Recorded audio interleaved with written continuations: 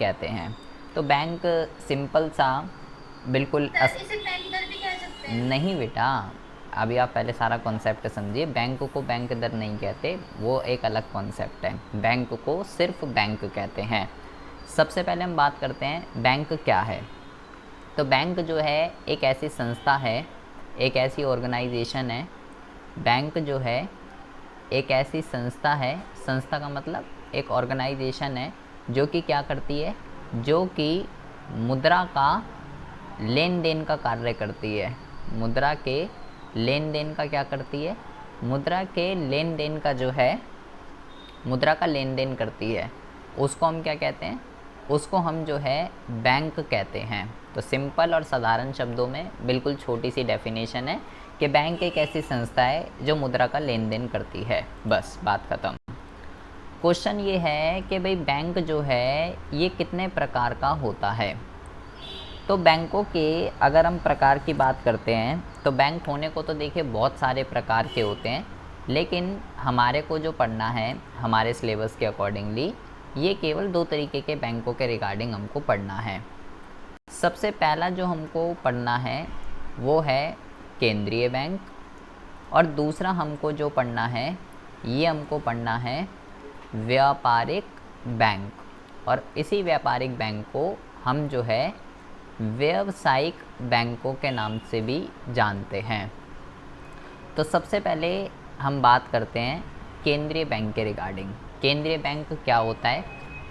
तो सबसे पहले अगर हम केंद्रीय बैंक के रिगार्डिंग बात करते हैं तो केंद्रीय बैंक क्या है, भारत के केंद्रीय बैंक का नाम जो है वो क्या है। सबसे पहले हम ज़रा इसके रिगार्डिंग बात करने वाले हैं। तो केंद्रीय बैंक जो है ये कह सकते हो केंद्रीय बैंक क्या है, इसके अगर हम अर्थ की बात करें तो आप लिखेंगे यह वह बैंक है, यह वह बैंक है जो देश के मौद्रिक व बैंकिंग ढांचे के शिखर पर होता है, शिखर पर होता है। इसका क्या मतलब होता है, इसका मतलब ये है शिखर पर होता है, क्या मतलब ये टॉप का बैंक है। इसके नीचे जो हैं सारे बैंक आएंगे, ये जो है सबसे टॉप का बैंक है, सबसे ऊपर फर्स्ट रैंक जो है वो इसकी है। भारत का केंद्रीय बैंक, भारत का केंद्रीय बैंक जो है वो आरबीआई है। यानी कि आरबीआई का पूरा नाम क्या है, reserve bank of India.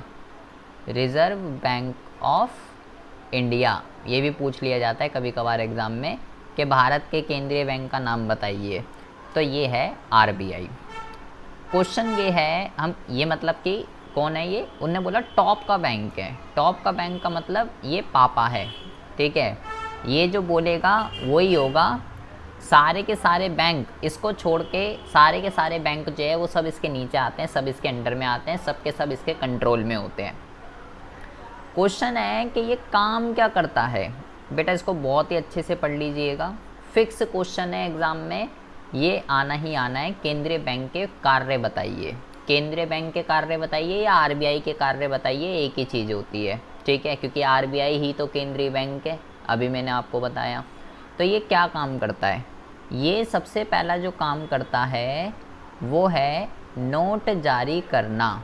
Note जारी करने का क्या मतलब है भाई, जो नोट होते हैं चाहे वो 5, ये जो है बेटा 2 रुपये के नोट से लेके 2000 रुपये तक का जो नोट होता है उसको जारी करता है। ये बात आपको ध्यान रखनी है, ठीक है। और 1 रुपये का नोट होता है, और सारे के सारे कॉइन्स जो होते हैं, 1 रुपये का नोट, 1 रुपये का नोट और कॉइन वो आरबीआई जारी नहीं करता। वो कौन जारी करता है, वो जो है भारत सरकार का वित्त मंत्रालय, भारत सरकार का वित्त मंत्रालय जो है जारी करता है। आरबीआई केवल नोट जारी करता है 2 रुपये के नोट से लेके 2000 रुपये तक का, ये आपको ध्यान रखना है। दूसरा जो इसका काम होता है ये है सरकार का बैंकर।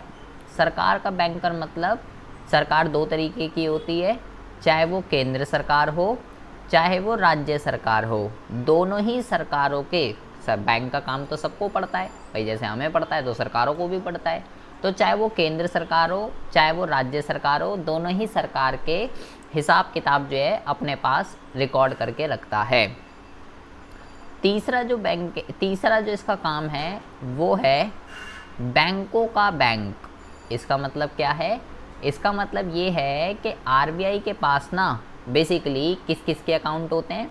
एक तो अकाउंट होता है सरकार का, जैसे मैंने भी आपको बताया सरकार का अकाउंट होता है, इसके पास सरकार अपना अकाउंट खुलवाती है, चाहे केंद्र सरकार हो चाहे राज्य सरकार हो। और जितने भी बैंक होते हैं, बैंक कोई सा भी हो, सरकारी हो प्राइवेट हो, पीएनबी हो, कोटक महिंद्रा, आपका एसबीआई हो, कोई भी बैंक हो, चाहे वो कमर्शियल बैंक हो प्राइवेट हो, कोई भी, सब बैंकों के अकाउंट भी इसके पास ओपन रहते हैं, क्योंकि बैंक अकाउंट की ज़रूरत तो सबको है ना। तो इसके पास सरकार का भी अकाउंट होता है, इसके पास इस जितने भी बैंक होते हैं, आपको जितने भी बैंकों के नाम पता है सबके अकाउंट इसके पास है। तो ये बैंकों का बैंक होता है, सबके अकाउंट इसके पास होते हैं।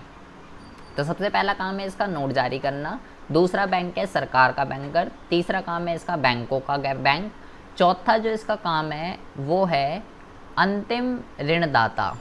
अंतिम ऋणदाता का क्या मतलब होता है? जैसे हमें कभी पैसों की ज़रूरत पड़ती है तो हम क्या करते हैं, बैंक से लोन ले लेते हैं। तो इसी तरीके से अगर कभी बैंकों को लोन की ज़रूरत पड़ जाती है, पैसों की ज़रूरत पड़ जाती है, तो बैंक किससे लोन लेता है? बैंक लोन लेता है आरबीआई से।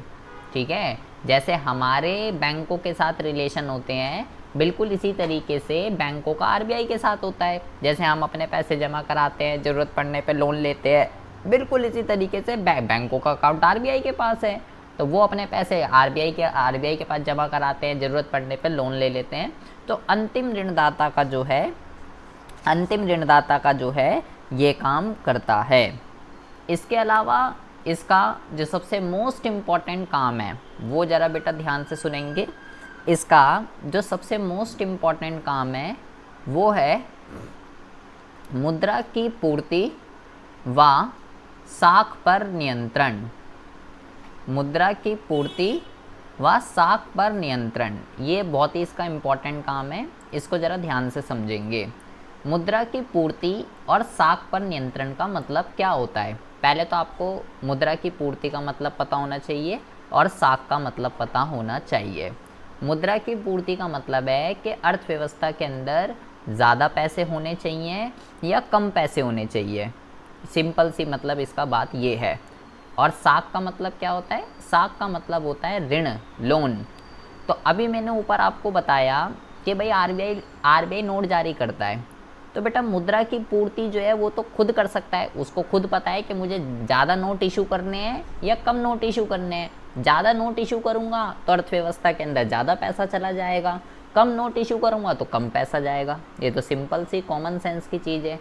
लेकिन साख, ऋण, इसको तो जो है वो प्रत्यक्ष रूप से कंट्रोल कर लेता है, प्रत्यक्ष रूप से नियंत्रित कर लेता है। लेकिन ये कौन देता है? ये देते हैं कमर्शियल बैंक। अब कमर्शियल बैंक ये देते हैं। तो आरबीआई कैसे कंट्रोल करेगा बैंकों के ऊपर कि आपको लोगों को लोन ज़्यादा देना है या लोगों को लोन कम देना है? जो जैसा आरबीआई चाहेगा वैसा ही होगा। तो अगर आरबीआई चाहेगा लोगों के पास ज़्यादा लोन जाए तो जी ज़्यादा जाएगा, अगर आरबीआई चाहता है लोगों के पास कम लोन जाए तो लोगों के पास कम लोन जाएगा। तो ये चीज़ कैसे पॉसिबल होती है, इसको ज़रा आप जो है यहाँ पे समझेंगे कि आखिर ये जो है किस तरीके से काम करता है। इसको कंट्रोल में करने के लिए बहुत ज़्यादा ध्यान से सुनेंगे।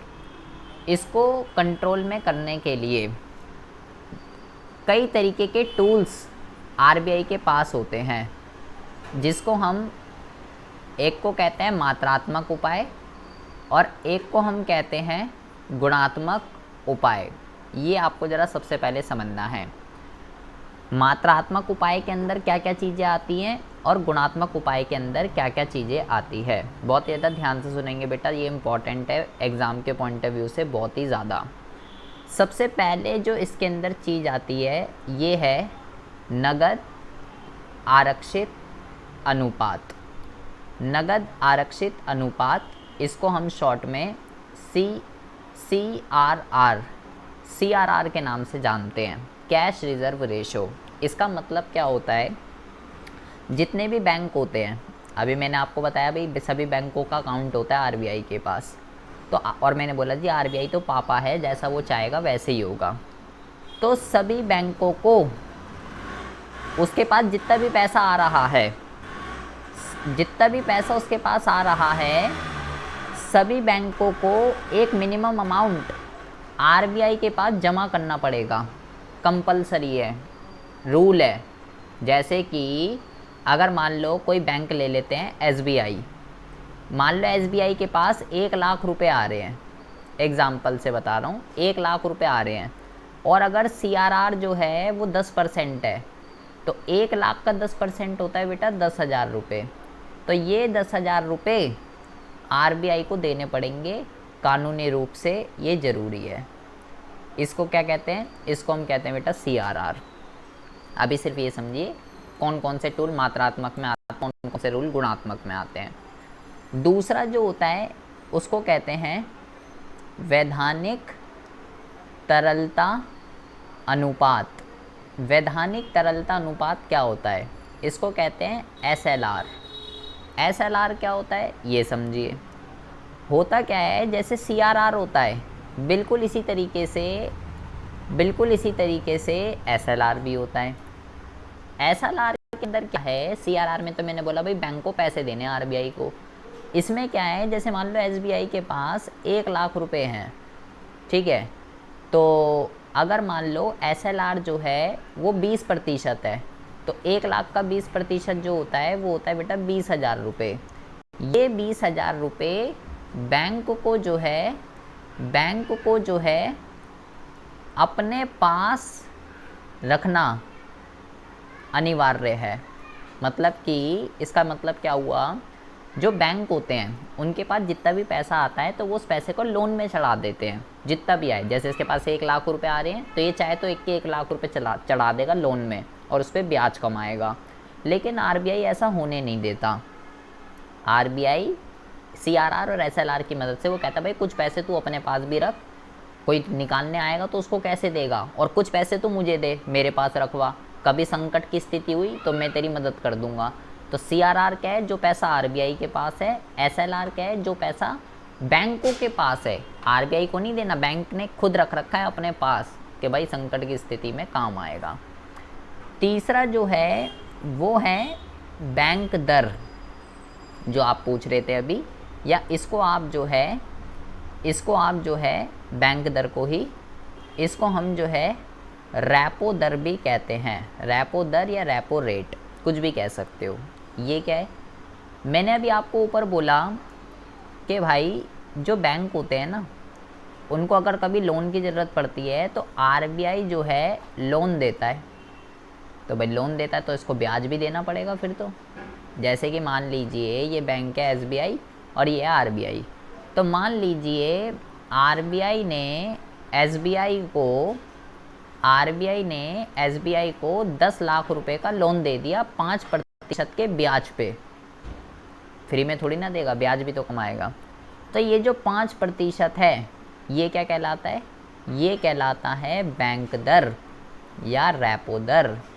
जिस दर पे आरबीआई ने कमर्शियल बैंकों को लोन दिया है वो बैंक दर या रेपो दर कहलाती है। सिंपल और साधारण शब्दों में, जिस दर पे आरबीआई ने कमर्शियल बैंकों को लोन दिया है वो जो है बैंक दर या रेपो दर कहलाती है। और इसके अंदर आता है लास्ट, इसको हम कहते हैं खुले बाज़ार की क्रियाएं। खुले बाज़ार की क्रियाएं का मतलब क्या होता है, जो प्रतिभूतियां होती हैं, प्रतिभूतियों का मतलब होता है कोई भूत वूत नहीं है, इसका मतलब है सिक्योरिटीज़, जैसे कि शेयर हैं, बॉन्ड हैं, ये सब फाइनेंशियल सिक्योरिटी होती है बेटा।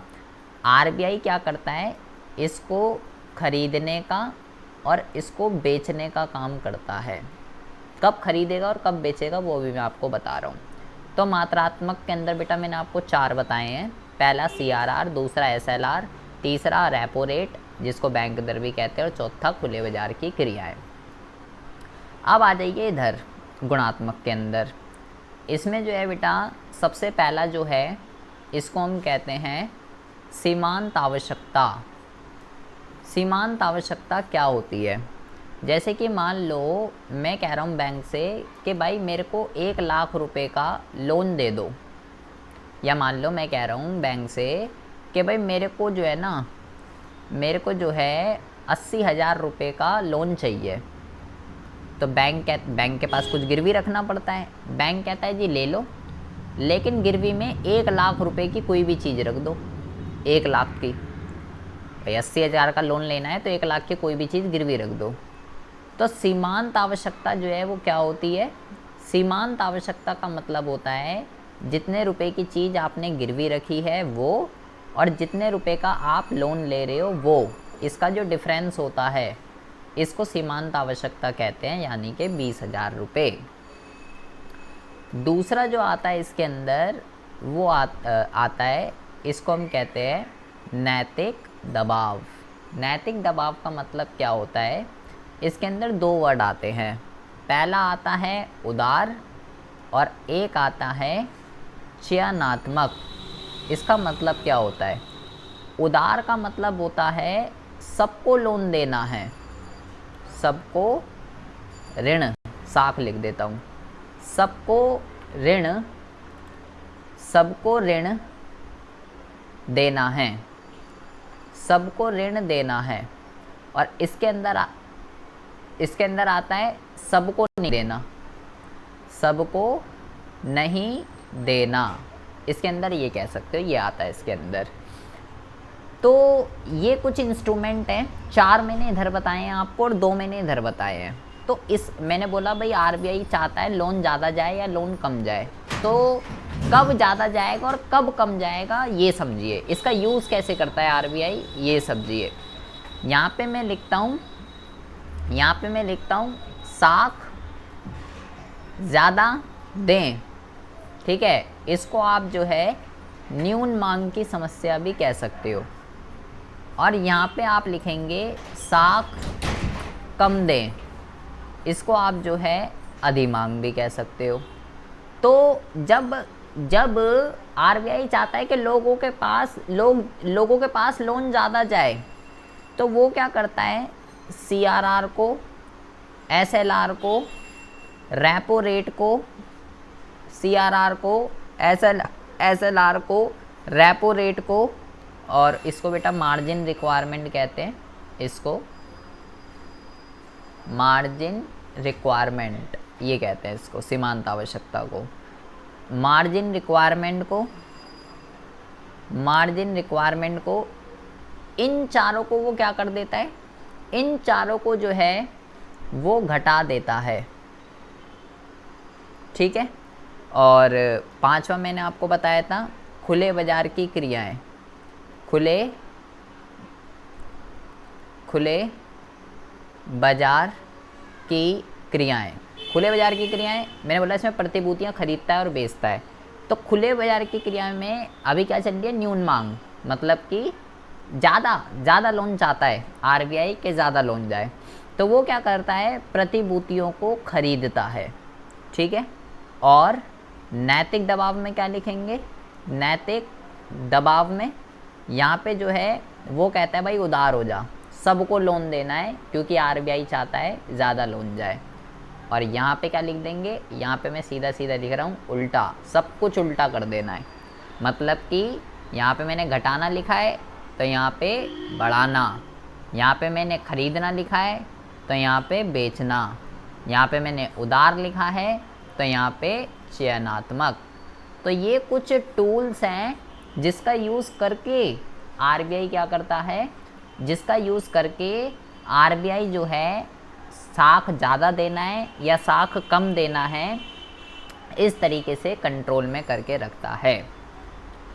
उसके बाद जो है ये हो गया बेटा बैंक। ये बहुत ही ज़्यादा इंपॉर्टेंट कॉन्सेप्ट है। कमर्शियल बैंक क्या होते हैं, इसके कार्य क्या होते हैं, कैसे ये कंट्रोल में करता है, मात्रात्मक उपाय क्या होते हैं, गुणात्मक उपाय क्या होते हैं, CRR, SLR, repo rate and खुले बाजार की क्रियाएं क्या होती है, मात्रात्मक उपकरण कौन से होते हैं, गुणात्मक कौन से होते हैं, इनके ऊपर MCQ क्वेश्चन प्लस सब्जेक्टिव सारे के सारे क्वेश्चन एग्जाम में आते हैं। तो इसको आप बहुत ही अच्छे से करके जाइएगा। उसके बाद आता है व्यापारिक बैंक जो है ये क्या होते हैं। व्यापारिक बैंक जो है ये किसको कहते हैं। तो सिंपल सी बात है, आप इसके रिगार्डिंग यहाँ पे लिखेंगे इसके अर्थ में कि भाई लाभ कमाने के उद्देश्य से, लाभ कमाने के उद्देश्य से जनता से जमा स्वीकार करना और ऋण देने का कार्य करना, ऋण देने का कार्य करना। जो भी बैंक, जो भी संस्था इस तरीके का काम करेगी वो कमर्शियल बैंक या आपका व्यापारिक बैंक कहलाती है। व्यापारिक बैंकों को ही व्यावसायिक बैंक भी कहते हैं। क्वेश्चन ये काम क्या करता है, इसके कार्य जो हैं वो क्या होते हैं। जैसे मैंने आपको कमर्शियल के बताए हैं, बिल्कुल इसी तरीके से जैसे मैंने सेंट्रल के बताए हैं, बिल्कुल इसी तरीके से इसके भी जो हैं काम होते हैं। जैसे कि इसके अगर हम कार्य की बात करें तो इसके कार्य के, इसके अंदर जो सबसे पहला काम है, इसके अंदर जो सबसे पहला काम है वो है जनता से जमा स्वीकार करना। ये इसके अंदर जो है सबसे पहला काम आता है कि भाई लोगों का पैसा जो है जमा करना। दूसरा जो है इसका काम होता है ऋण देना। जनता से जमा पैसा करना, वो जो है सेविंग अकाउंट भी ओपन हो सकता है, करंट अकाउंट भी ओपन हो सकता है, FD अकाउंट भी ओपन हो सकता है। तीनों अकाउंट मैंने आपको बताए थे कि क्या होते हैं। अकाउंट खोलो और पैसा जमा कीजिए। ऋण देने के ऋण भी अलग अलग तरीके का होता है। अल्पकालीन होता है, मध्यकालीन होता है, अल्पकालीन होता है, मध्यकालीन होता है, दीर्घकालीन होता है। तो लोन भी जो है कई तरीके के होते हैं। तो इसका काम है लोगों से पैसा जमा करना और लोन देना और उस पे जो है ब्याज कमाना। इसके अलावा और इसके अंदर आप क्या लिख सकते हो, इसके अलावा और आप यहाँ पे लिख सकते हो तीसरे काम के अंदर विदेशी मुद्रा का क्रय विक्रय करना। ये भी जो है कमर्शियल बैंक का कार्य होता है। ये भी जो है कमर्शियल बैंक कार्य करता है। और यहाँ पे आप लिखेंगे लॉकर